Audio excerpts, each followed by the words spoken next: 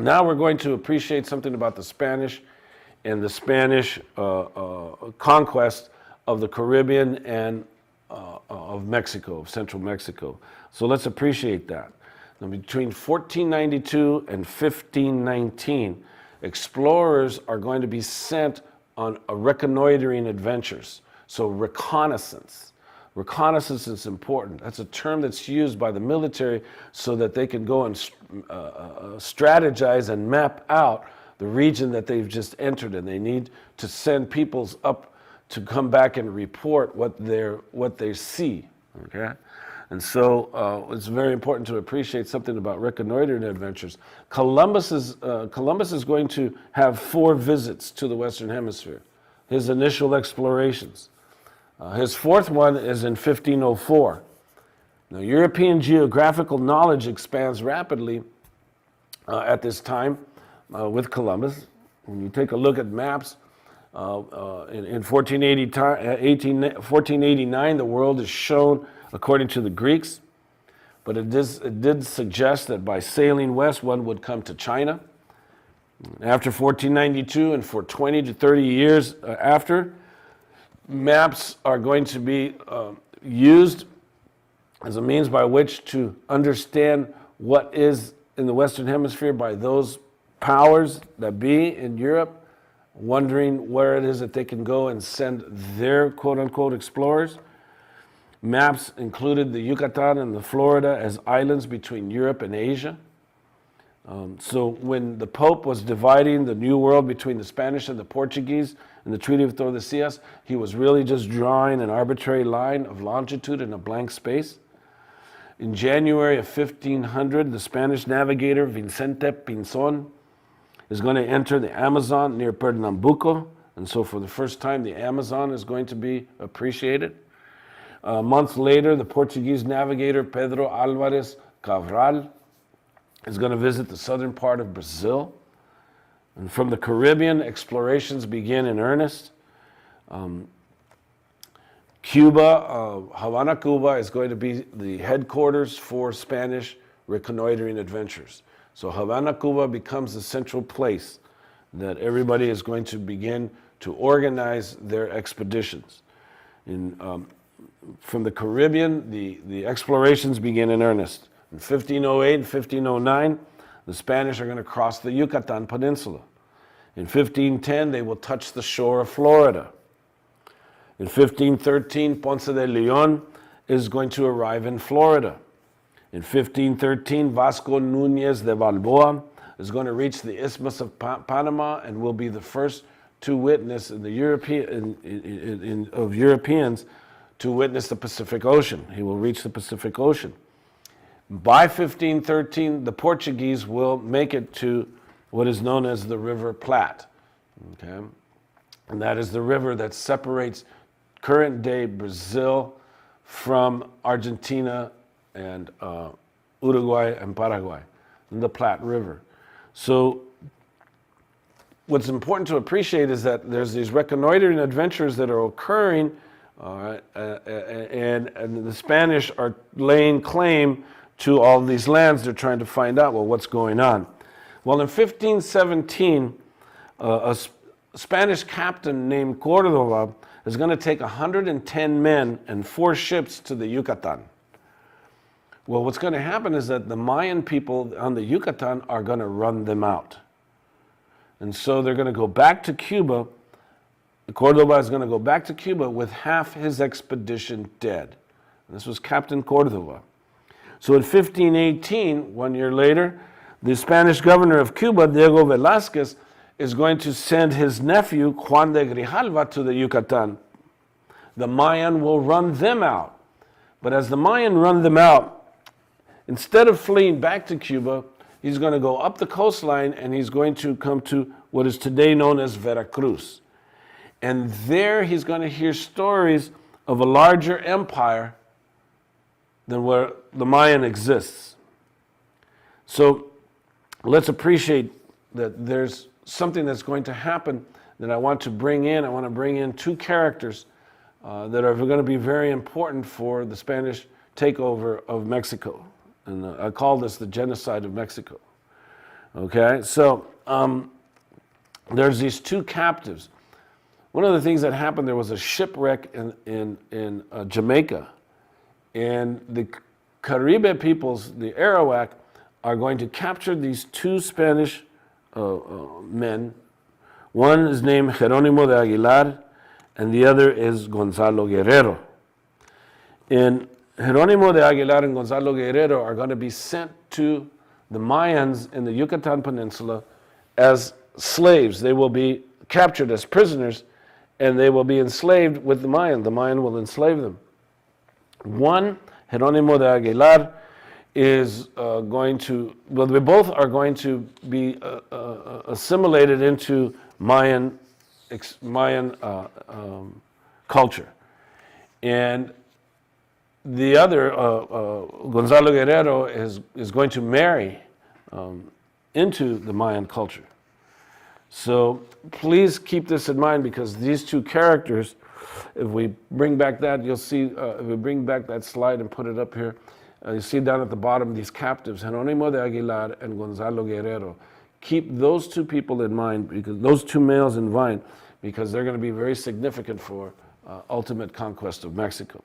Now let's go back and let's appreciate this one man named Hernan Cortez, and let's understand the genocide that's going to take place in the fall of Tenochtitlan. There's these three people that we need to be in touch with.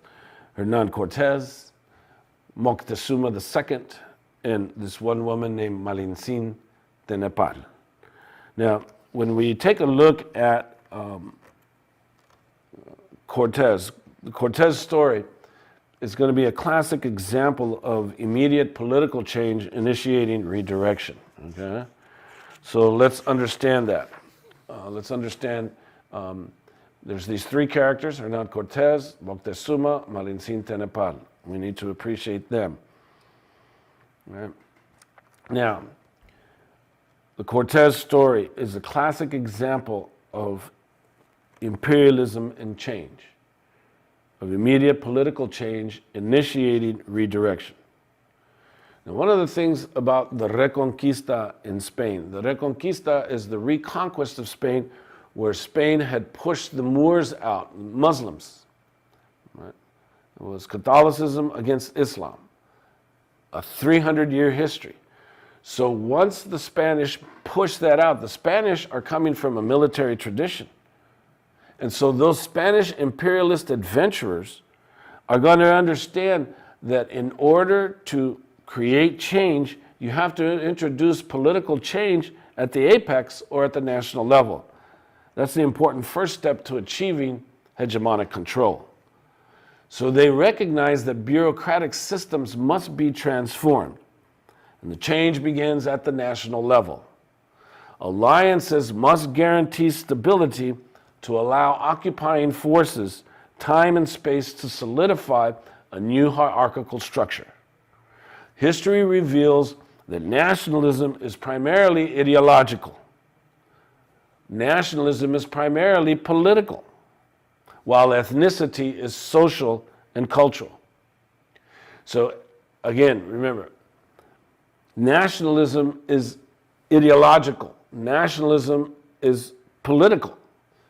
Ethnicity is social. Ethnicity is cultural. So when you're going to talk about political change allows for the redirection of economic transactions. So an occupying force must get rid of the national elite. Once you achieve an elimination of the national elite, then the social restructuring can facilitate the transformation.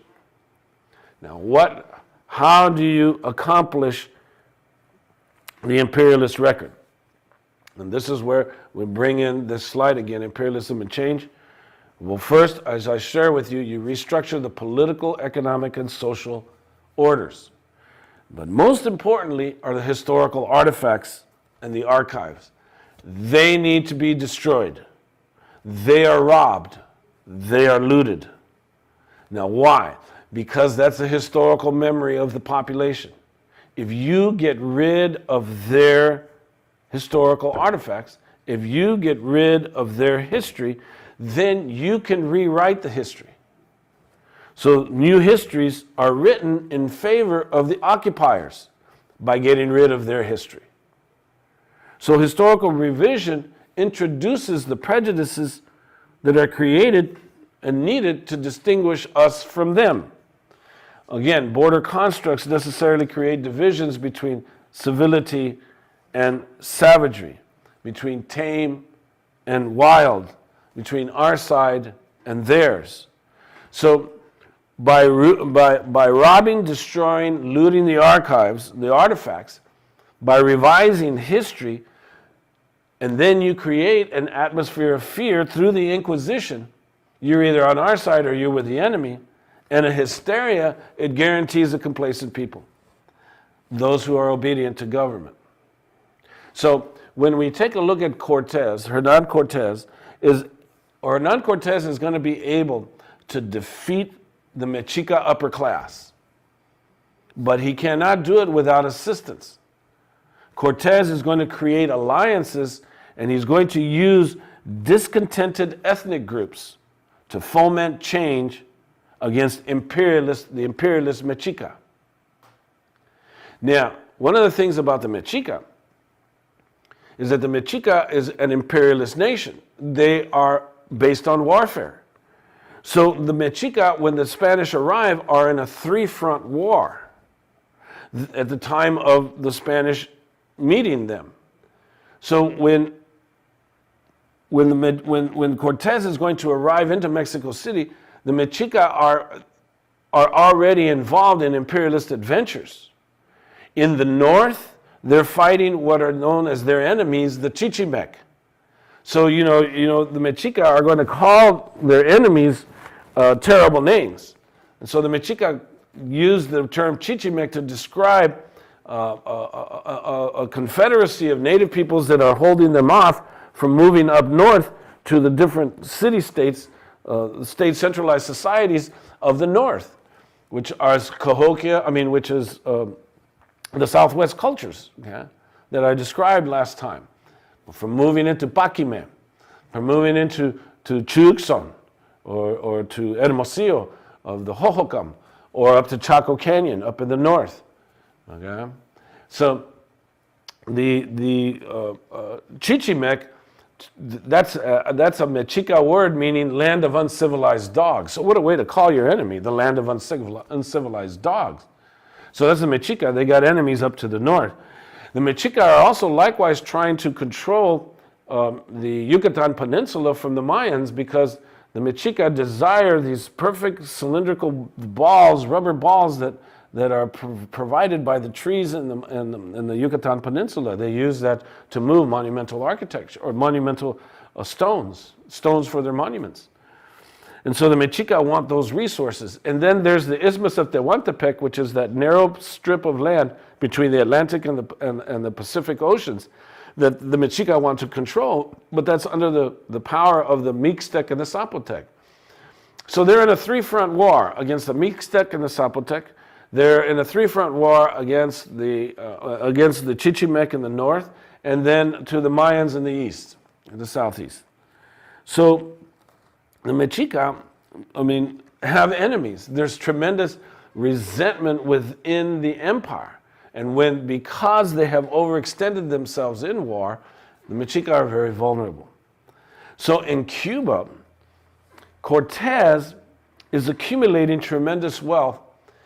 The disease that had entered the Caribbean with Columbus decimated the native labor populations, the native populations, so that the Spanish couldn't rely on the native peoples as labor forces. So they brought in African slaves. So in Cuba, Cortez is accumulating tremendous wealth at the expense of native and African labor forces. And Hernan Cortez comes from a family of conquistadores. And so he's frustrated because he is not as famous as some of his other family members, and he wants to become as famous. So he has ambitions. He's a very ambitious gambler, and he calculated his odds. He was a womanizer. And as a womanizer, he seduced, persuaded, charmed, and concealed. And he was a person whose basic need was to control. And so he's going to ante all of his chips on a chance at becoming a mythical figurehead, a culture hero straight out of the romantic writings of Shakespeare and Cervantes. So upon arriving in Mexico, Cortez is not coming naked. Cortez is not coming without some kind of backing. Cortez has a fleet that's comprised of 11 ships, 530 Europeans that are equipped with the latest weapons of mass destruction: crossbows, arquebuses, muzzle-loaded handguns, small pieces of artillery, some portable breech-loading cannon. He is armed with the latest in weapons of mass destruction. And his secret defense force was 16 horses. And there were numerous dogs, wolfhounds, mastiffs. These wolfhounds, these dogs, they're trained. They're trained to strip human flesh from the bones. They're like anonymous soldiers that are trained to kill. And his entourage included 100 sailors, a doctor, several carpenters, and then, of course, concubines for the men, female concubines, several Cuban natives, and some Africans. Cortez came prepared. Now, what does he need? He needs an interpreter. All right. So, if I remember, I shared with you the previous colonizations projects by Cordova and Grijalva that went haywire along the Yucatan, because the Mayans are already informed by the Arawak of the deceptive Spanish practices, and the Mayans don't want anything to do with the Spanish. In fact, they're already dealing with the smallpox and measles, and they understand it's coming from the Spanish. And all of this, Moctezuma already knows. Moctezuma knows all of this. He's seen it. He sees a comet and he understands, oh my gosh, this is a sign. Certain things are occurring here, and he's very fearful simply because of what he's hearing from these stories. There were 2 Spanish captives that were taken prisoner in Jamaica by the Arawak and sent to the Mayan. One captive, Hernánimo de Aguilar, became fluent in the Mayan language, and he escapes once he sees Cortez's ship in the horizon. He will escape. The other captive, Gonzalo Guerrero, marries into Mayan culture, and he becomes native. He becomes the other. He refused to leave, and he sided with the Mayan as they rebuked Cortez, and they told Cortez to leave. In fact, the Mayan are going to tell Cortez when he arrives in this one place known as Potonchon, we wish neither war nor trade. We have no gold. You will be killed if you do not leave. Those were the words. A battle occurs at Potonchon. It was a large native settlement. It's now the town of Fronteras in the Yucatan. And Cortez realizes the superiority of artillery over bronze. Spanish weaponry meant that even being outnumbered 10-1, victory could be had at little cost. So the stakes are raised. Okay, so now we come to a very important character. Okay, and that important character is this one woman named eventually La Malinche. La Malinche. Who is La Malinche? And this is a woman, much mystery surrounds her. You will be reading a book on her experience. They'll call her Huitzililopochtli. It's called Song of the Hummingbird. It is an author's interpretation of this particular woman's experience. But to discuss and explain her role, it's very important to appreciate, because La Malinche is debated as a traitor, as a diplomat, as a concubine, as a lover, as a faithful spouse. Is she a liberator? And the focus is on her because she is constantly in the middle of the conquest of the genocide that takes place in Mexico City. She's right center stage, and that's why much mystery surrounds her. You have to deal with her character. Of course, by putting the historical lens just on her, and those who use Cortez, we need to recognize that there are many people who use Cortez to maintain some sort of sovereignty as city-states and to topple the Mexica world order. So La Malinche. La Malinche is very important because La Malinche is necessary for Cortez to come into the Mexica heartland. Now in the Mexica, they're speaking Nahuatl. The Mayan speak their language, Mayan. So Cortez is able to use Gonzalo de Guerrero, Jerónimo de Aguilar, he's able to use Jerónimo Aguilar as the interpreter of Mayan to Spanish.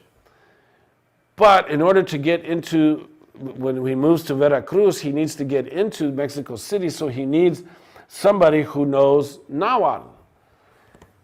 Now what's going to happen when Cortez defeats the Mayan is that he's going to be given concubines for the soldiers, and Cortez is going to share these concubines. Now one of the women is a woman that's going to, her name, the Spanish are going to call her Malinali, but her name is Malintzin Tenepal.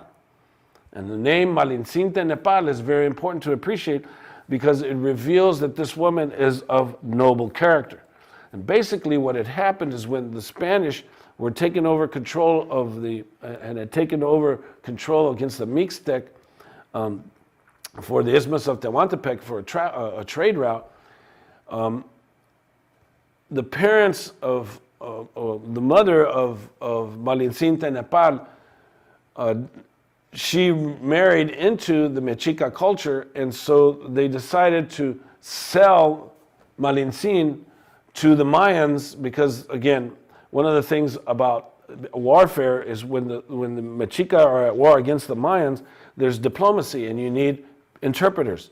So they sold, Malintzin Tenepal was of the Mayan, was of the Mixtec elite, Zapotec elite, and she's sold into slavery. She's sold as a courtesan in the Mayan courts.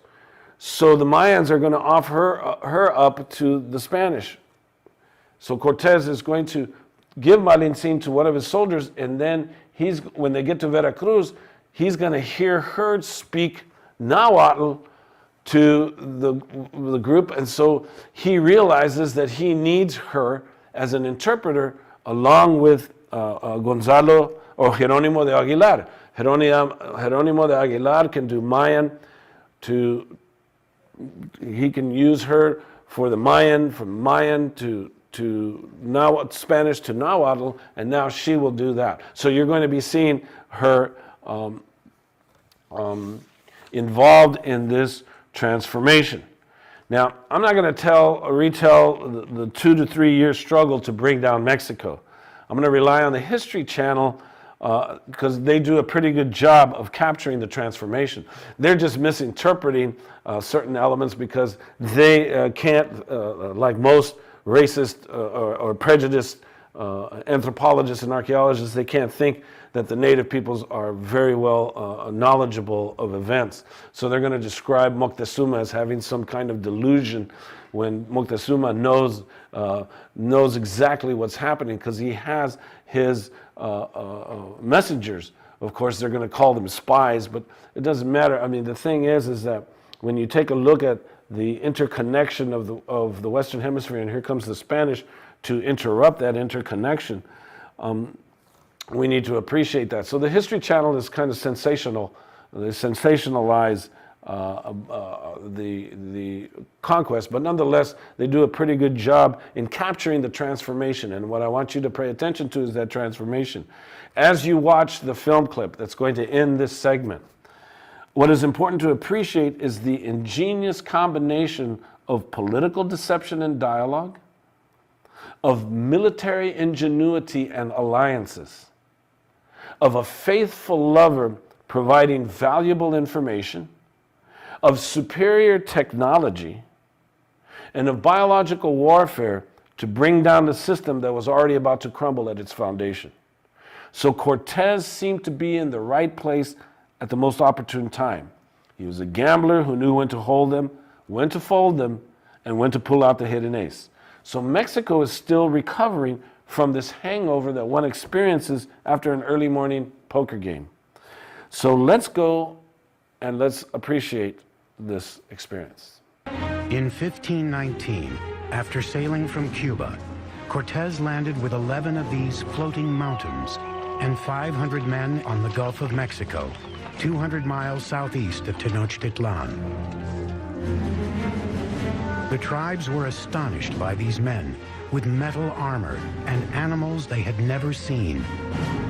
As he moved inland, tribes who resisted were brutally slaughtered, but many others were happy to provide him with provisions and men.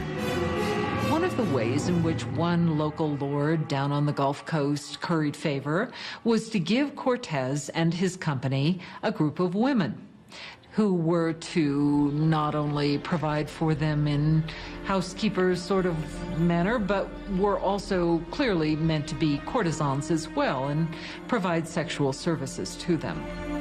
But among the concubines, one in particular caught the eye of Cortez himself. She was the daughter of a chieftain who had been sold into slavery and was called La Malinche.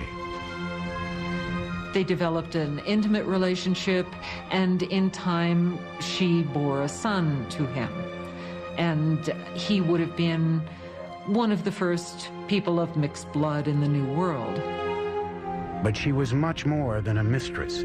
She became an interpreter for Cortez, and her role expanded to advisor and intermediary between him and the Aztecs.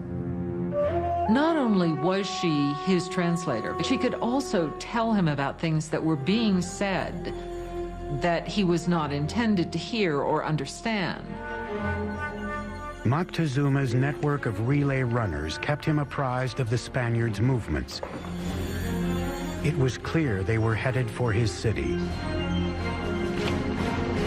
As he advanced toward Tenochtitlan through the summer of 1519, Cortez amassed an army of thousands. Moctezuma's army of warriors numbered in the hundreds of thousands. They wore animal costumes on the battlefield to intimidate their opponents. Part of it was spectacle. You had just incredible costumes that the different warriors would wear. The most important warriors were knights, dressed as jaguars and eagles. The Aztec knights were initiated into their orders at sacred ceremonies at special temples like this one. This is the cave temple at Malinalco, one of 6 temples on this remote mountainside, a few hours south of Mexico City.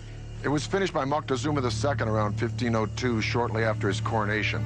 Now, over in Europe, Michelangelo was pounding out the David for the Republic of Florence. But while Michelangelo was carving the David, the Aztecs were here carving this temple right out of the side of this mountain. And it is the only temple in the entire Western Hemisphere built in this manner. At the bottom of the stairs of Cuauhtli are the sculptures of 2 jaguars. On each side of the door, there are the remnants of 2 warriors. Now, the door itself represents the open mouth of a giant serpent. You can literally see its tongue coming out of the room. The Aztecs believed that this was the entrance to the womb of the earth. Now, the privileged warriors would come here, go into the room with sculptures of eagles, have their noses pierced, and offer blood and sacrifice to Huitzilopochtli, the god of war. But this would be by no means the last time these Aztec warriors would spill their blood. The first meeting between Cortez and Moctezuma would be peaceful, but the conquistador knew a huge and bloody clash between the old world and the new would soon take place. And the annihilation that ensued would become one of the most frightening events in the history of the Americas. Cocoa beans were so valuable a commodity to the Aztecs, they were even used as a currency. It is the fall of 1519. Spanish conquistador Hernan Cortez has finally reached the gleaming Aztec capital he has heard so much about, Tenochtitlan. When the Spaniards first saw Tenochtitlan, they thought they were in some kind of an enchanted vision. They thought they'd entered some kind of a dream. A massive force of native warriors, allied against the Aztecs, accompanies him as he advances on the main causeway into the city. The meeting of Cortez and Montezuma on a causeway approaching Tenochtitlan had to be one of the most remarkable events in world history. It's really a meeting of two different worlds.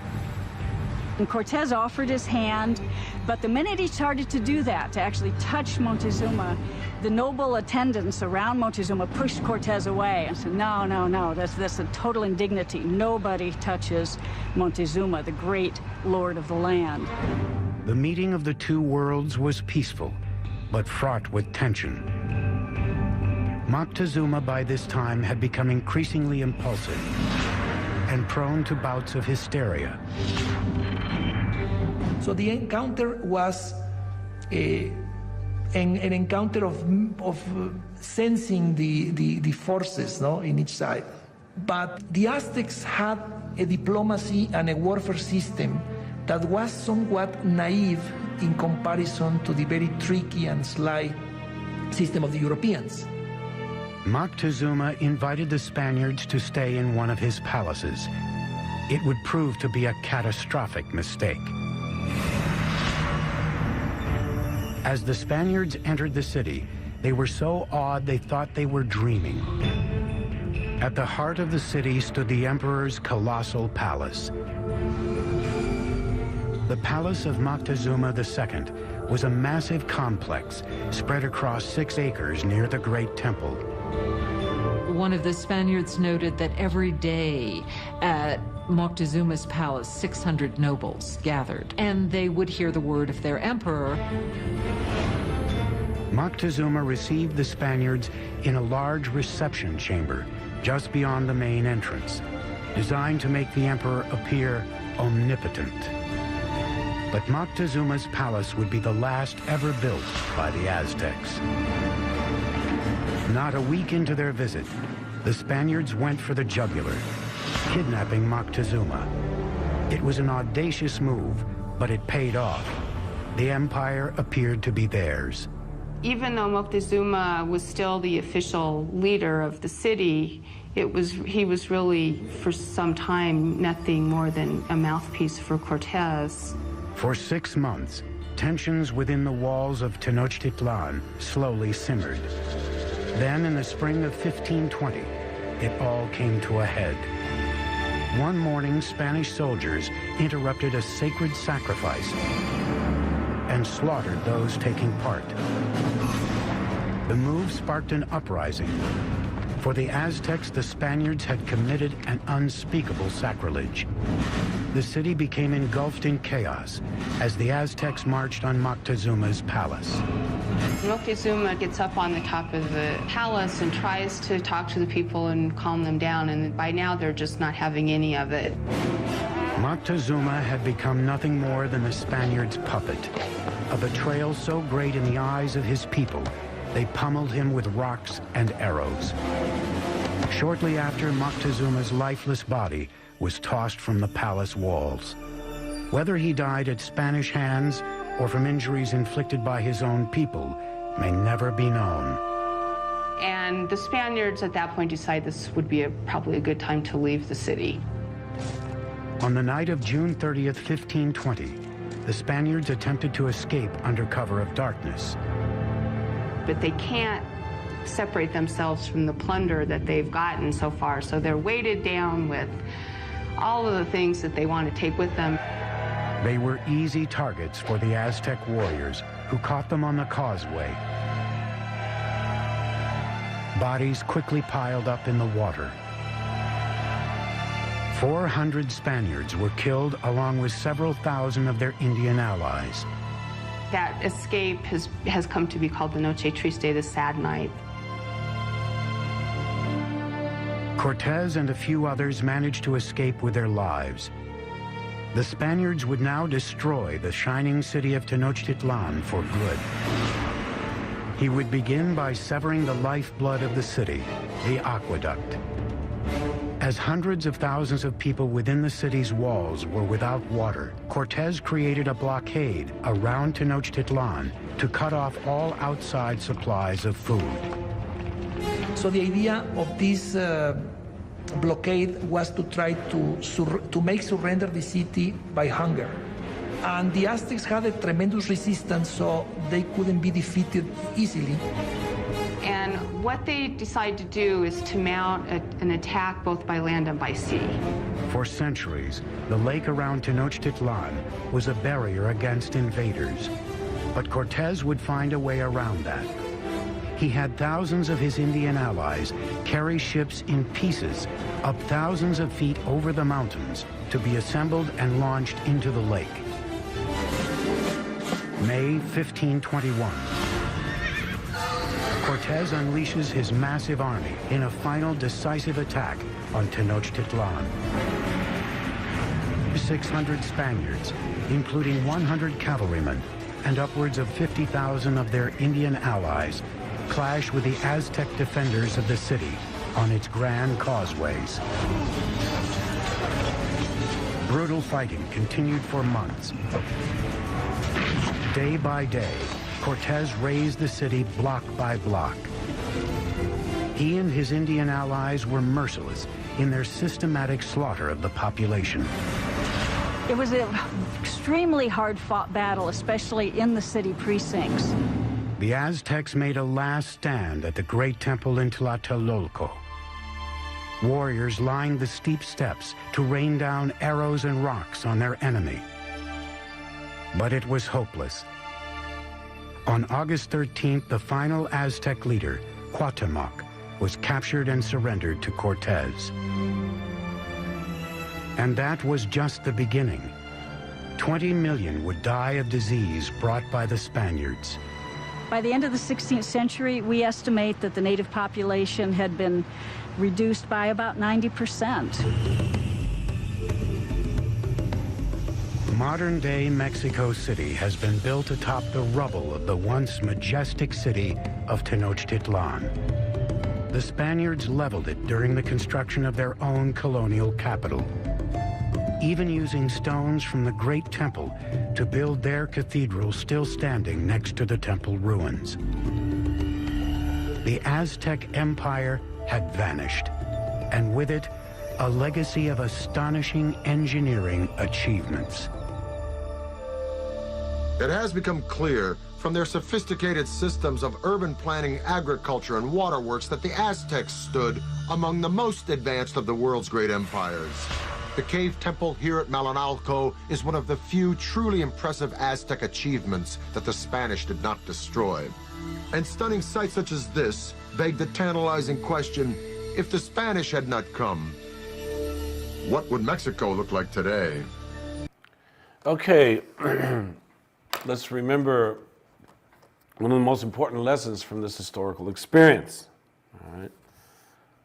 These are the concepts and the lessons that are learned that are very important.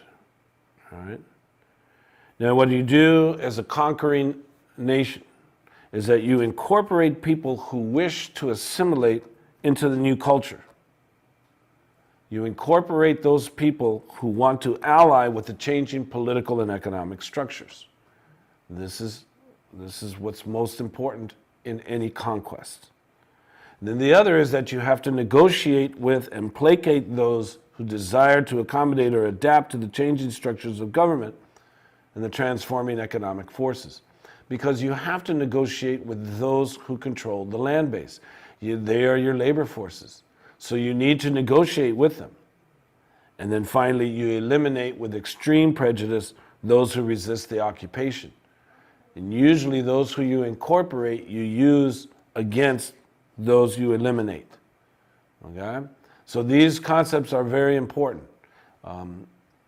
Incorporate people who wish to assimilate into the new culture and ally with the changing political and economic structures. Negotiate with and placate those who desire to accommodate or adapt to the changing structures of government and the transforming economic forces. And then you eliminate with extreme prejudice those who resist the occupation. So once Cortez achieves national political change, the conquest of central Mexico reveals a process of change to achieve hegemonic goals.